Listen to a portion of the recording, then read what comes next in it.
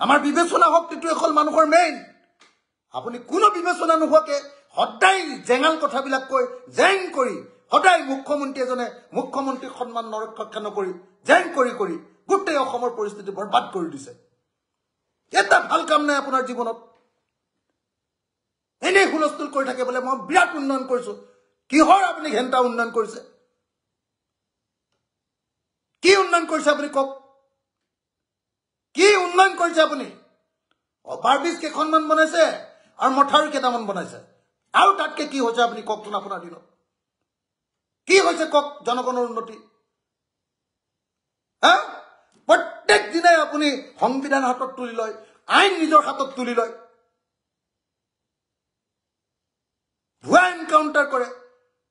ধৰ্মৰ ভিত্তিত কাজিয়া লগাব খোজে ধৰ্মৰ ভিত্তিত সদায় মানুহৰ মাজত উত্তেজনা বিয়পাই দিয়ে সাম্প্ৰদায়িক কথাবাৰ্তা 24 ঘণ্টা কাকো শান্তিত থাকিব নিদিয়ে আপুনি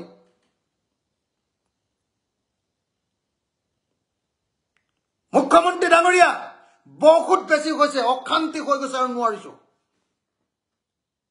নোৱাৰিছো আপুনি এনেকৈ অসমীয়া কৰক গীতাৰ্থ দেৱশৰ্মা এএছপি যাৰ কাৰণে আজি এই ঘটনাবিলাক ঘটিবলৈ পালে আমাৰ একদম খাস অসমীয়া খিলঞ্জীয়া অসমীয়া মানুহৰ ওপৰত আক্ৰমণ কৰিবলৈ পালে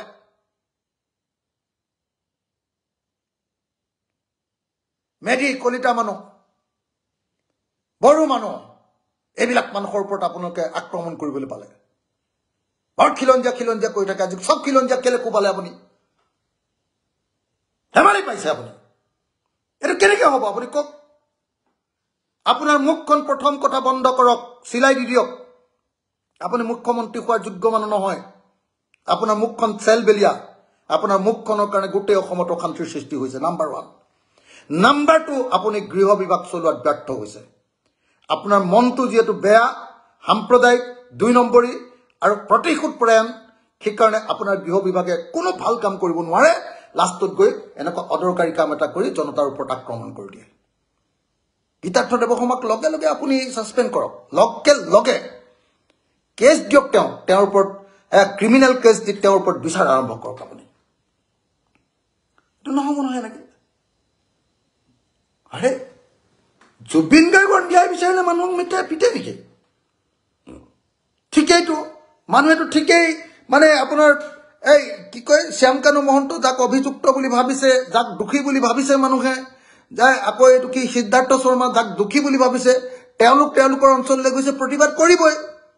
প্ৰতিবাদ কৰিলে কেনেকৈ প্ৰতিবাদকাৰীক কেনেকৈ চম্ভালিব লাগে সেই কথাটো নজনাৰ কি বিভাগ এটো কি পুলিচ কি গৃহ বিভাগ কি মুখ্যমন্ত্ৰী আপুনি মানুহ চম্ভালিব নাজানে আপুনি আগতে বহু দিনৰ আগতে ঠিক কৰি থৈছে যে হেখন জেললৈ নিব হেখন জেললৈ নিবৰ কাৰণে আপুনি আগতে কিয় প্ৰস্তুতি চলোৱা নাছিলে যে মানুহ উলাব পাৰে সাইডে সাইডে কি দিব লাগিব তাৰ ব্যৱস্থা কিয় কৰি থোৱা নাছিল আপুনি আৰু মইতো দেখিছো এতিয়া টিভি বিলাকত আৰু মোৰ সাংবাদিকসকল স্থানীয় সাংবাদিকে কৈছে যে মানুহৰ কাত দুখ নাই নহয় মানুহে বোলে একদম শান্তিপূৰ্ণভাৱে ৰাস্তাত প্ৰতিবাদ কৰি আছিল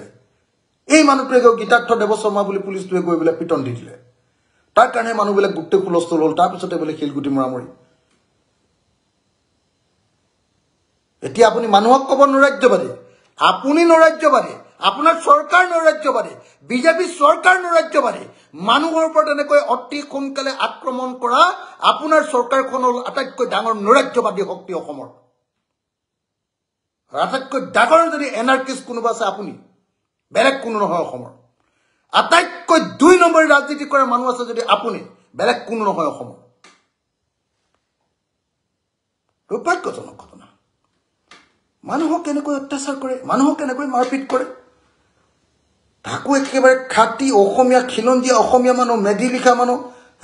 বড়ো বসুমতাৰী লিখা মানুহ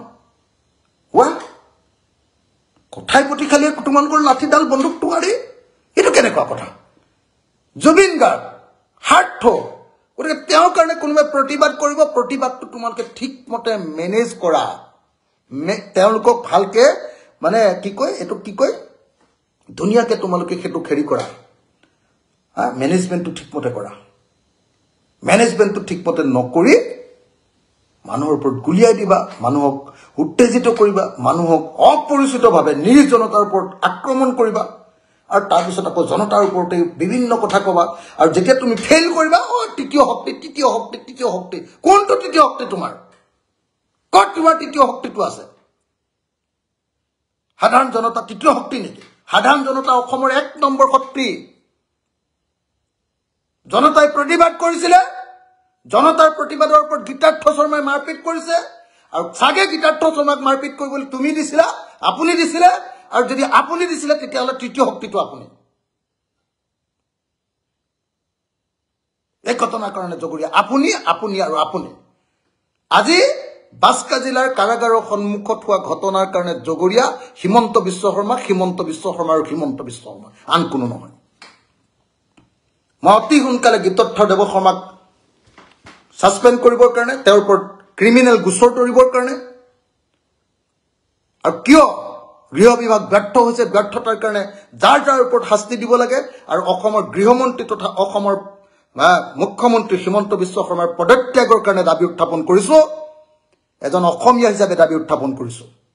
এজন মানুহ হিচাপে দাবী উত্থাপন কৰিছো এজন অসমৰ মানুহৰ কাৰণে মাত মতা মানুহ হিচাপে দাবী উত্থাপন কৰিছো ৰাইজৰ দলৰ সভাপতি হিচাপে দাবী উত্থাপন কৰিছো অখিল গগৈ হিচাপে দাবী উত্থাপন কৰিছো যে আপুনি পদত্যাগ নকৰিলে অসমখন শান্ত নহয় অসমখন শান্তিৰে থাকিবলৈ নাপায় অসমীয়া মানুহ শান্তিৰে থাকিবলৈ নাপায় আপুনি পদত্যাগ কৰক আৰু আপুনি পদত্যাগ কৰক ধন্যবাদ